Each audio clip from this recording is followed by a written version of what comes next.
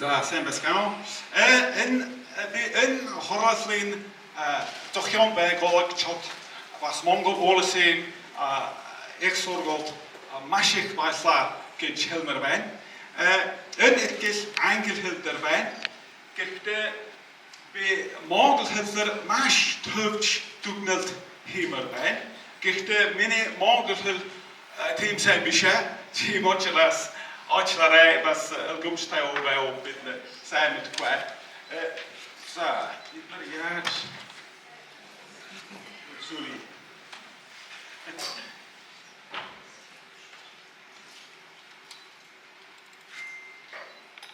За, зүг.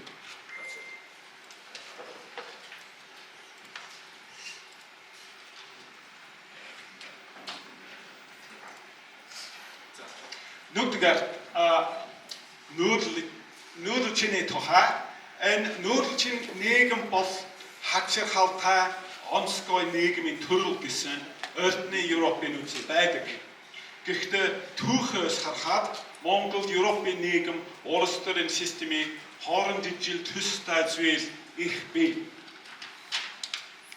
Үүн дээр нүүдлэх малаж хайтай айдлаггүй гэж би боддог.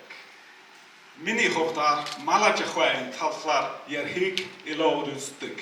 Энэ бол эдийн засгийн үйл ажиллагаа нийгэм янз бүрийн системд дэмжих боломжтой. За хоёрдугаарт одоо Дэлхий даяар patrimonial capitalism бас oligarchy нойрхож байна. Бас би өнөөгийн олигархийн элитийг хуучин язгууртны элитийг харьцуулж байна. Ялангуяа би тэдний дэмжиж байсан өмчийн хэлбэрийг сонирхож байна. Хуучин язгууртны хувьд тэдний өмчийн хэлбэрт хүний ордирдах эрх багцааны байдаг. Энэ ерөөсөн зүйл биш байсан. 1800-ны өмнө Европын өмчийн харилцаанд хүмүүсийг удирдах эрхийг хамаардаг байв. Альч тохиолдог улс төрийн эрх мэдлийг эдийн засгийн эрх мэдлээс тусгaalаагүй. Өнөөдөр Neoliberal-ийн өмчийн зөвхөн эдийн засгийн шинж чанартай биш шүү. Энд улс төрийн нууц багтааж болно. Улс төрийн нууц юу бэ? Der бодож байна. За, улс төрийн нөөцөөр би сонин телевизийн компаниуд судалгааны төвүүдийг хэлж байна. Өмчийн энэ хэлбэр нь өнөөдөр олигархийн дэмжиж байна. Гэхдээ үзэл сурталын тал одоо неолиберализмын зэрлэг капитализмын үзэл бодол баг зэрэг шумуулж байна. Дэлхийд Монгол бас өөр газар бас адилхан. Тийм учраас өнгөрсөн үеийн язгууртны элитүүд нийгэм адил өнөөгийн элитүүд ирээдүйн улс төрийн шин бодол суртал, шин үзэл бодол, шин систем post-neoliberalism гэдэг сонирхож магадгүй юм. So in English, to have a quick look at the subtopics there, I'll just start with the concept of nomadism, since that's so important for this conference and the panel. Just a quick mention of my own views on that, where you'll hear I favour pastoralism or animal husbandry over nomadism for this sort of historical analysis. And then the main part of the paper is looking at oligarchy and patrimonial capitalism as global trends, including Mongolia. Now, the main interest for me are the way in which property rights and the way in which different forms of property can include rights over persons in both areas. And then finally, be looking at ideological conditions of minority rule, both then and now. So, to begin, see if I can...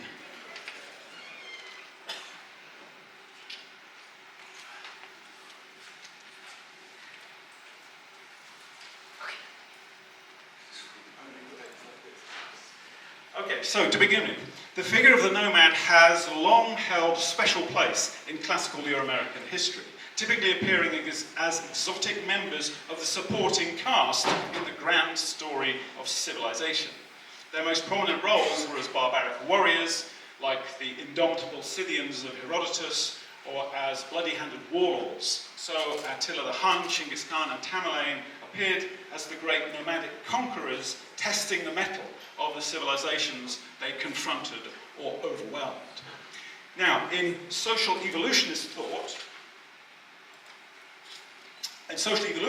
nomadic society was presented as one of the major divisions of humankind, a sort of stage in development, to be theorized and contrasted with sedentary agriculture and urbanism. And the study of this essentialized Eurasian nomad, lumping together a vast array of different steppe societies in different eras, became the topic in its own right, a sort of subgenre of Orientalism. But with the Soviet-era Mongolian scholarship, which was concerned with the recognition and respect for a national culture under active construction at the time, appropriated and valorized nomadism as a distinctive national heritage. So the notion of Nudlin soil Irgensheth, nomadic civilization, encapsulated this view that, far from being incompatible with civilization, nomadism was a particular type of civilization of which Mongolia was the most splendid example. And since the material and ideological collapse of the Soviet system in the 1990s, the celebration of a distinctive national culture, already deeply entwined with the nomadism concept, became a cultural theme of the new politics of democratic, free market Mongolia. So the domestic and international marketing of Mongolia as brand continues to be central to the political, economic, and personal projects of many Mongolians, and nomadism plays a central part in such narratives of national distinctiveness, as the names of countless restaurants, hotels, tourist companies, and indeed sets of games testify. However, since the late 20th century, trends in history, archaeology, and post-colonial scholarship have led to a questioning and a rethinking of the notions of nomadism inherited from older schools of thought. So personally, I think that the nomadic can no longer really be seen as a defining feature of a fundamentally different social type. Instead, livestock-based political economies have many historical correspondences with agricultural and urban ones. After all, Nudlach, in the sense, which has a sense of migratory movement in a way, is not a very good description of the actual practice of pastoralism or animal husbandry,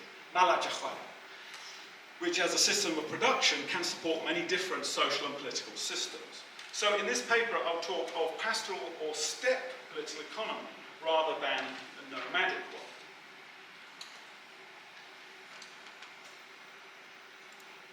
So over the last 30 years, Mongolia has made a number of remarkable achievements.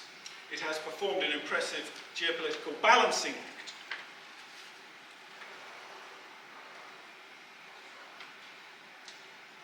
act, maintaining good relations with both of its gigantic great power neighbours, Russia and China, without falling into the political orbit of either of them, and remaining fully open to wider international engagements.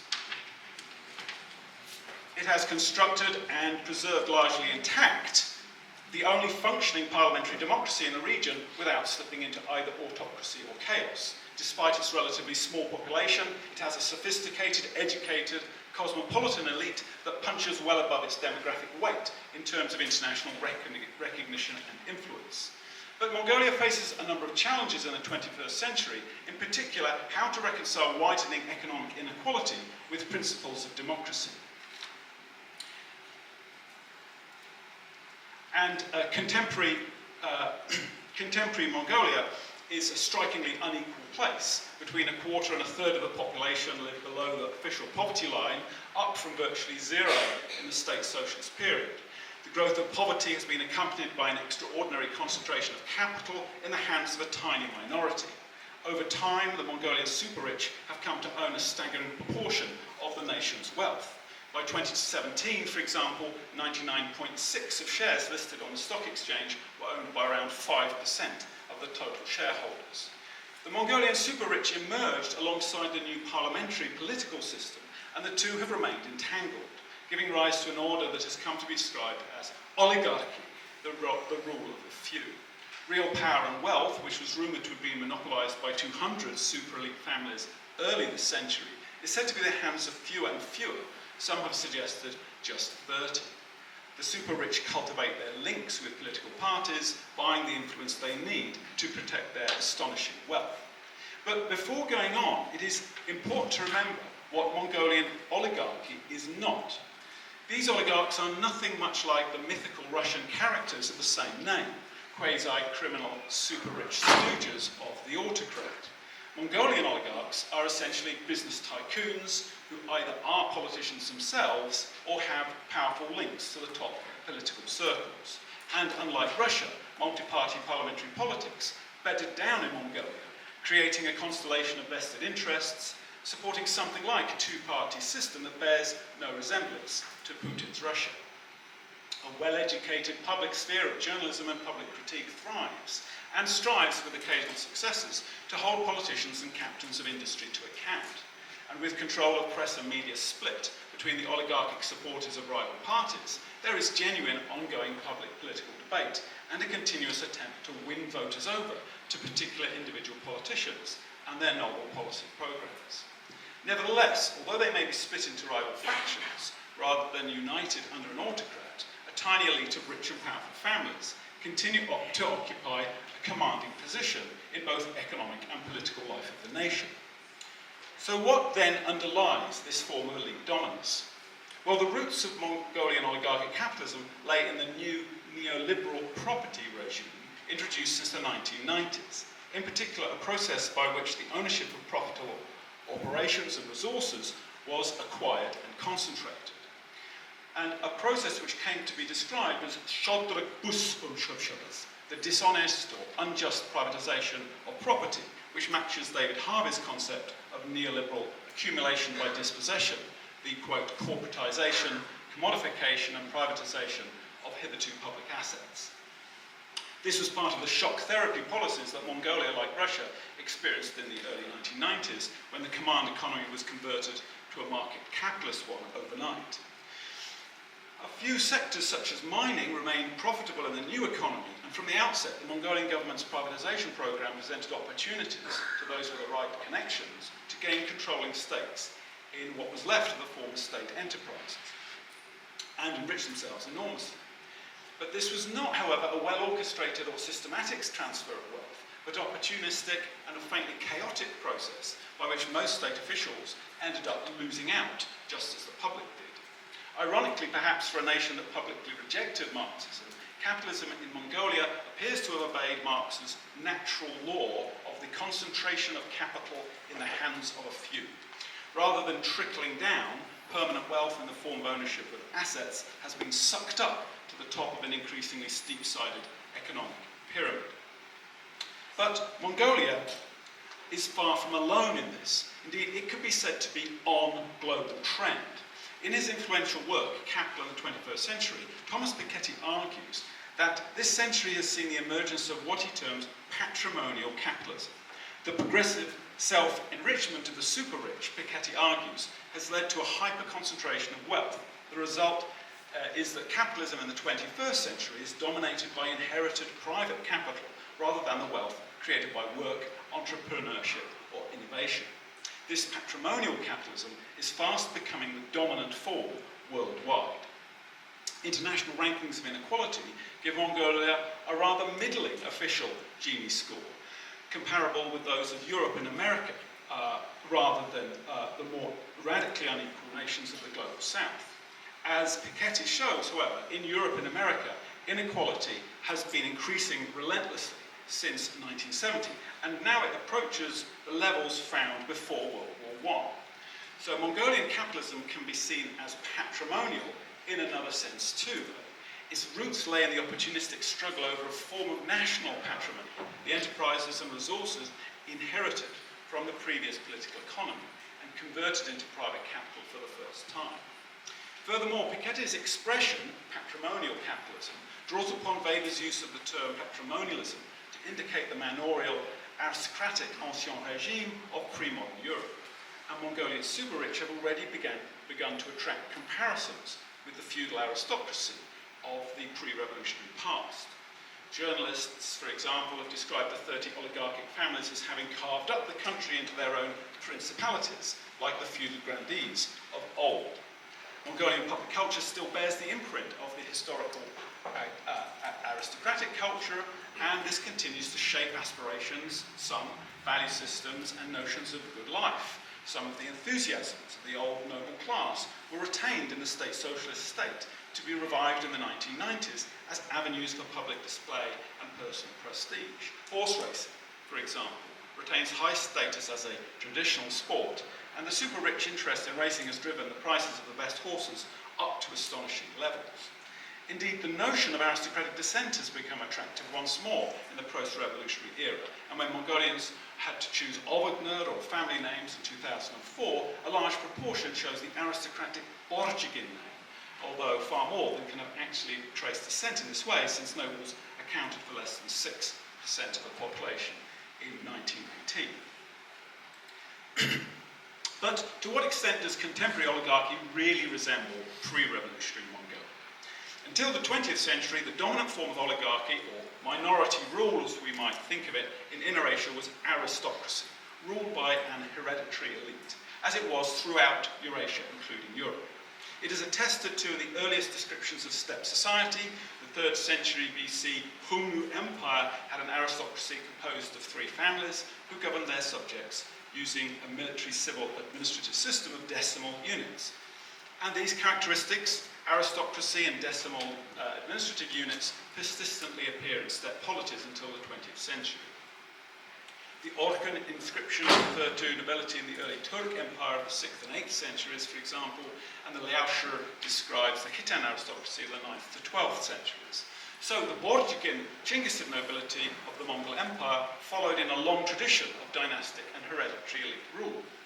Now, while many aspects of elite rule vary considerably over time, it is remarkable how stable many of the most fundamental aspects of aristocracy have been. The political constitution of various empires and states varied, of course, and even the Chinggisid political order underwent extensive transformation. But the enduring material conditions of aristocracy might be said to be the economic and political dominance, a series of political privileges, and the ownership of the lion's share of livestock and other forms of wealth. At the core of the system was the distinction between nobles and their commoner subjects. To be noble was to be member of a formally recognised and self-conscious ruling class, to be legally privileged and high-status stakeholder in the political order. The power relations that supported and reproduced aristocracy were found within a whole range of institutions, from domestic structures to dress codes. If we look for distinctive forms of Foucauldian power knowledge in the historical record, we can find some promising candidates. The root metaphor for subject, commoner, vassal status in Mongolian, ha, black, was used from the medieval period until the 20th century, and it appears to stretch even further back, as far as the Turk Empire in the 7th century at least, in which Kharabodn was the term for the subjects or vassals. The distinct discursive construction then of commoner status through colour symbolism appears to show continuities stretching back for more than a millennium. And similarly, the institution of decimal administrative units to which commoner households were attached is described in the First Empire and in virtually every Eastern steppe polity since that time until the 20th century. Interestingly, in many periods, the political relations and administrative forms seem to have been produced and reproduced by aristocracy, not the centralised bureaucracies of imperial states, which came and went in the region. Although a succession of large and powerful dynasties ruled part or all of Inner Asia since the 3rd century BCE, aristocracies do not seem to have been dependent on these centres for the political powers they held over their subject. And we see this most clearly demonstrated at historical moments when the state form becomes effectively headless, as documented in the Mongol Order Great Code of 1640. A decentralised or headless aristocratic order is not a peculiarity of so-called nomadic polities, or even particularly characteristic of them.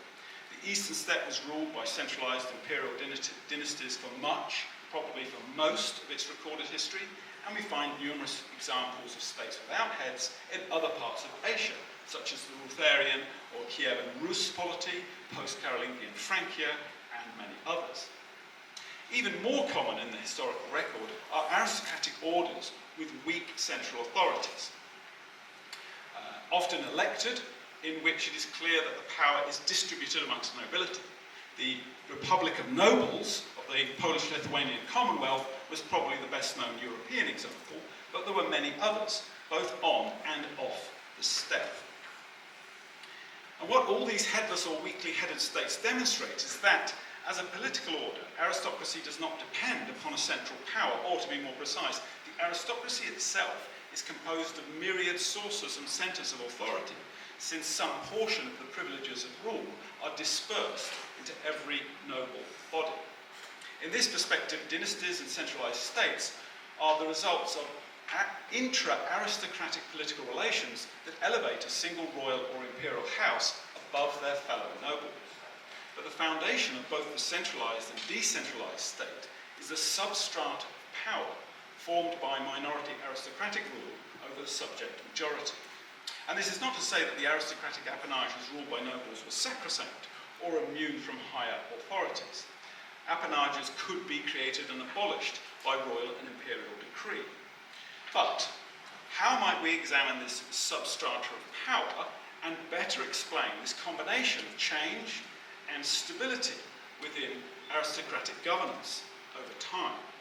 So I found it revealing to examine the nature of property and property relations in these two eras. Although subject to differing relations with rulership and state, forms and regimes of property are typically very stable over time, since they govern so much of day-to-day access to resources. So I suggest that the fundamental rights held by aristocrats over both resources and persons might be seen as forms of property. Now, at first glance, this might seem absurd. Conventionally, the rights of aristocracy are conceived of in terms of political rather than economic relations. However, that would be, I think, to separate the economic from the political in the terms that we are familiar with today. And the political economies of the past and the property regimes that supported them were very different from contemporary capitalism. The political units or territorial estates that aristocrats governed varied in different imperial and royal domains over time, from the Miengan 1,000 and Tumen 10,000 units of the Chinggisid Empire to the Ottog appanages and Hoshor principalities of the late Dayan Khanid and Qing periods. But all of them were simultaneously political and economic units, ruled and regulated by institutions of loyalty and lordship. By the Qing period, the main unit for aristocratic governance was the Hoshor, the hereditary domain of the Zasuk Moyen, the ruling lord, who managed the territory with the assistance of a series of officials and held judiciary authority over his subjects.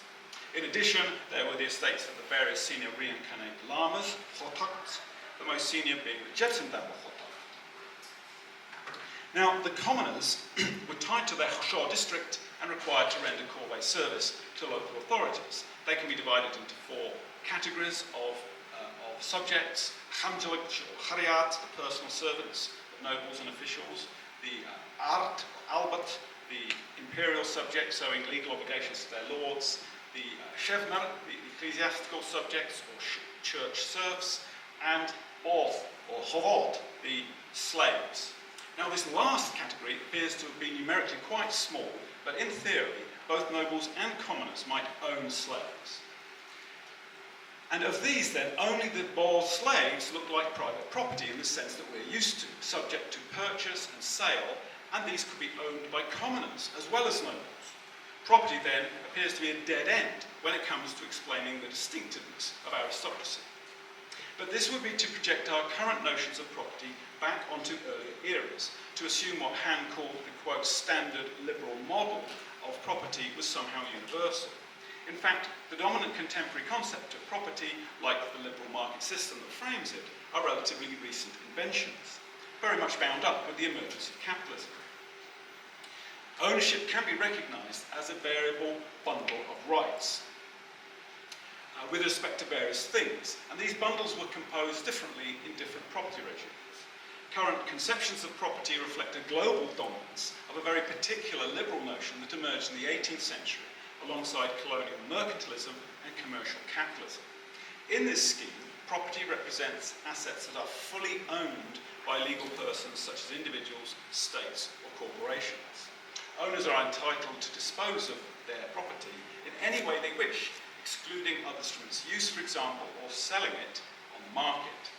This form of property, so apparently natural in the 21st century, was startlingly different from earlier forms, even in northwestern Europe, where it gained early purchase. Before the 18th century, the aristocracies of Europe did not have a single legal category of property. The central distinction was made between personal possessions, chattels, on the one hand, and land and buildings, real property, on the other. While chattels were frequently individually owned and freely tradable, the law recognised a series of different sorts of relations between persons and land, for example. And the Latin term for ownership, inherited from Roman law, was dominium, from which we get our political concept. Indeed, like the Mongolian term IISNC-UNESCO, it is a term derived from the concept of lordship, the bundle of rights held by aristocrats over other persons and things. A central feature of Europe's feudal notions of ownership, particularly land, was that it was divided, dominum divisum, making a distinction between dominium directum, title, and dominium utium, possession or use rights. An aristocrat typically held title to large estates of land, but only had personal possession of part of it. And in Europe, until the 18th century, the notion of property rights could be extended to people, and that was not just within the institution of slavery. For Hobbes, for example, servants could be seen as their lord's personal property, along with children. Even for Locke, who as the father of liberalism helped formulate the new property doctrines of the emergent mercantilist and capitalist orders, property was a broad and somewhat fuzzy category, including lives, liberties, and estates, unquote. In his day, the liberties or rights of the owner of a large landed estate over those who lived and worked on it included a range of functions we would now consider to be political, such as the enforcement of law. And in Mongolia, for many centuries, ruling aristocrats held a form of title over their subjects and territories they ruled, such that in some senses they could lay claim to anything.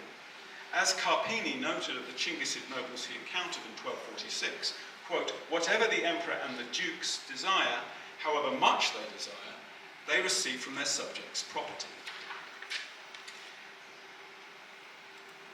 Now, in the case of the Dayan Khanate and Qing era Mongolia, we can glean information on political and property relations from surviving law codes, such as the Mongol Order Great Code of 1640 and the 16th to 17th century law codes of the Seven Halch that have been studied by Munkholm in his groundbreaking 2022 work, The Taj Government.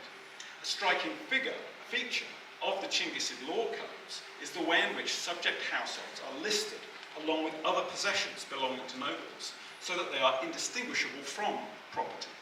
Most of the punishments that are stipulated take the form of fines, usually livestock, in units of 9s and 5s. But for aristocracy, these fines included subject households.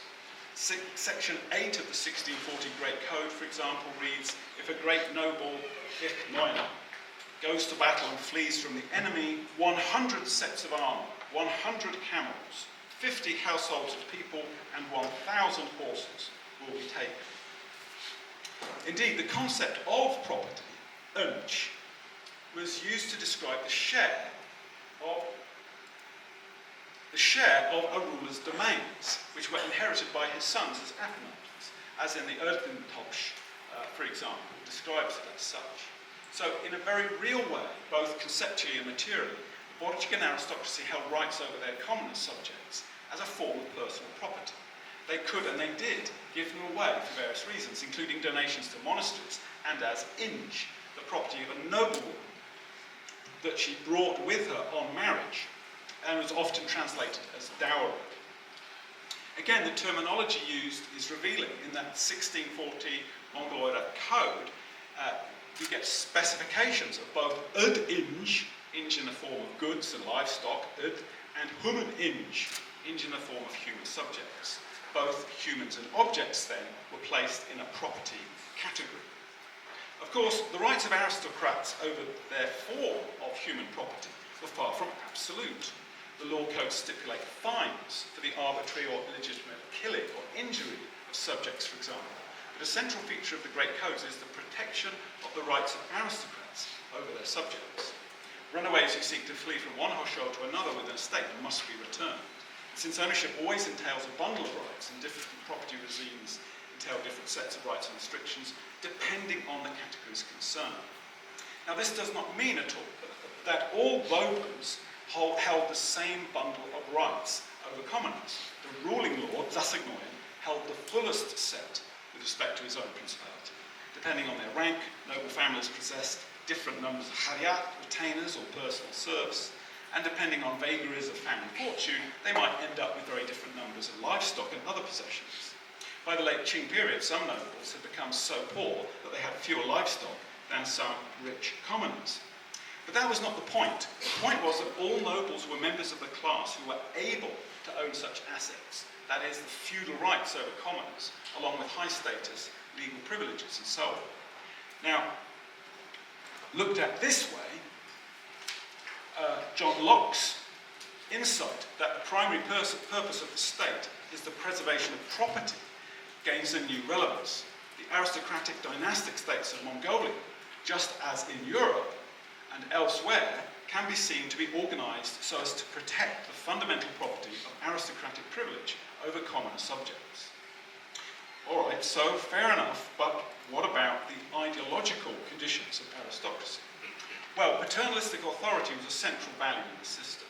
One of the highest-ranking Buddhist dignitaries, the Hanjora Hotagt, that is not the Hanjora Hotagt, that is just another senior ecclesiastic, he described the relations with subordinates in a characteristically paternalistic way.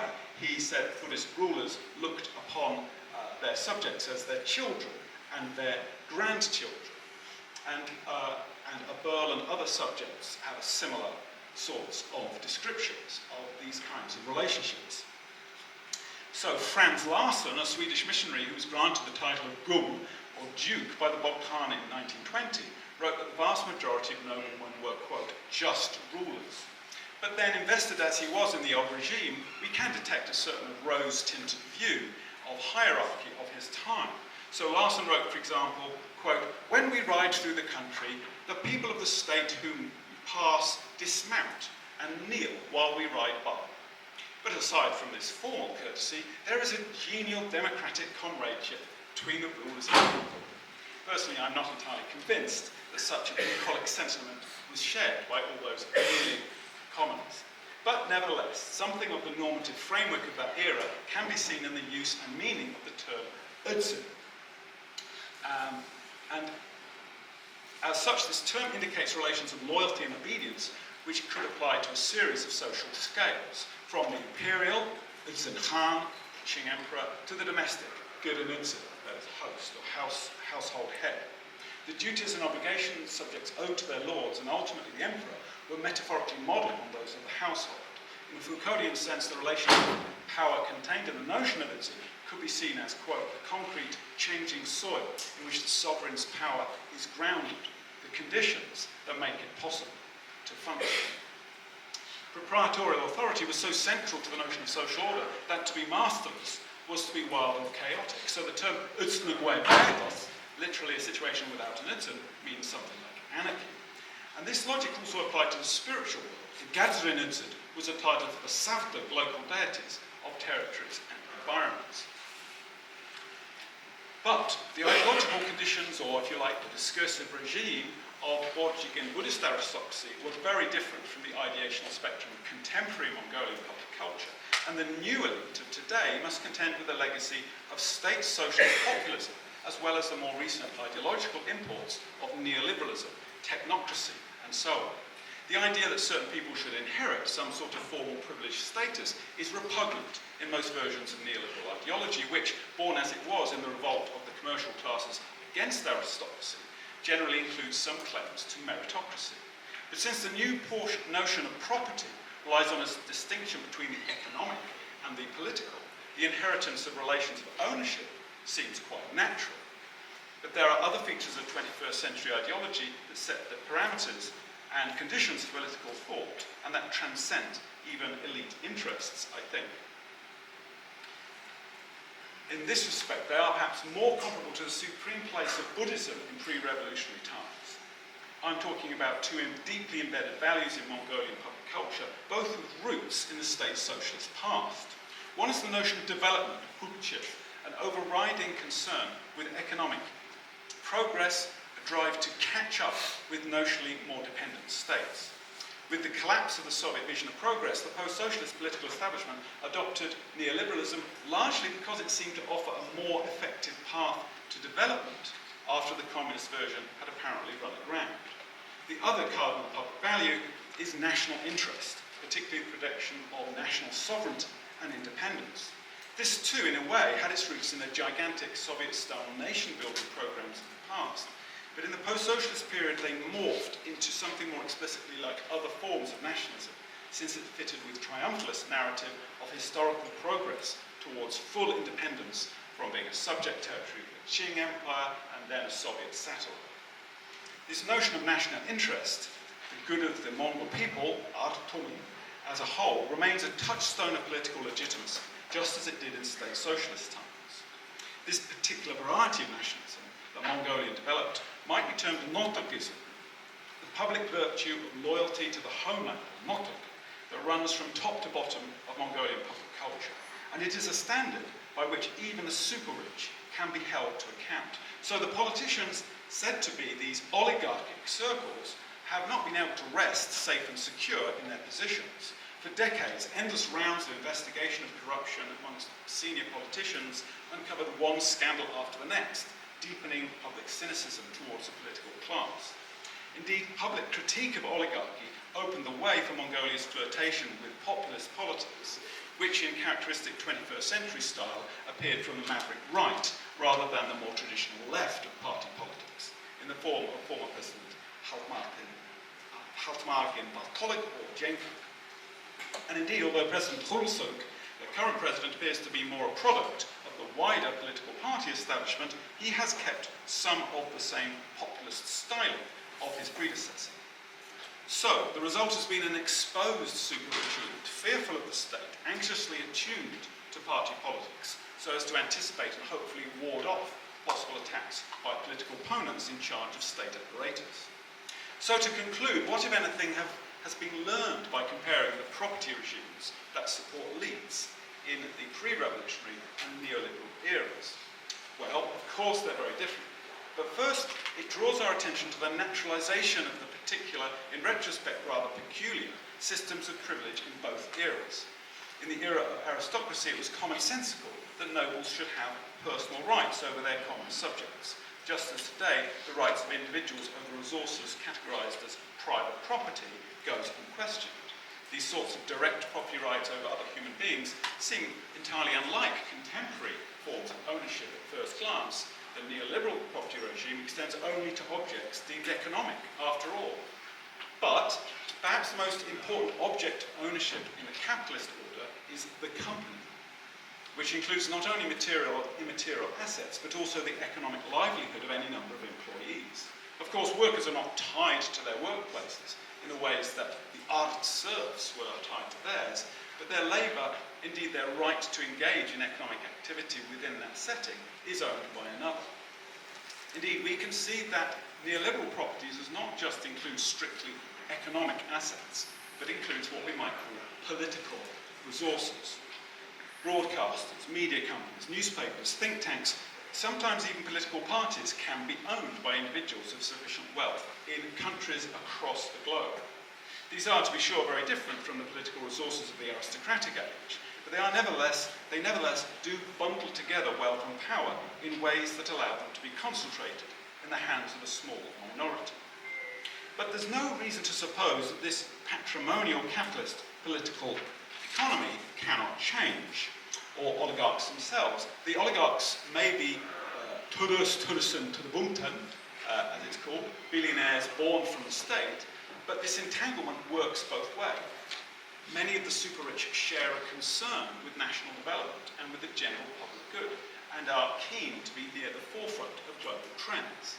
Even if this might cost them something in terms of their own economic interest, recent events have underlined the dangers of neglecting public anger at inequality, creating a potentially receptive audience for policies to promote social justice. And there are many features happening more generally which suggest that post-neoliberal thought is becoming influential and attractive.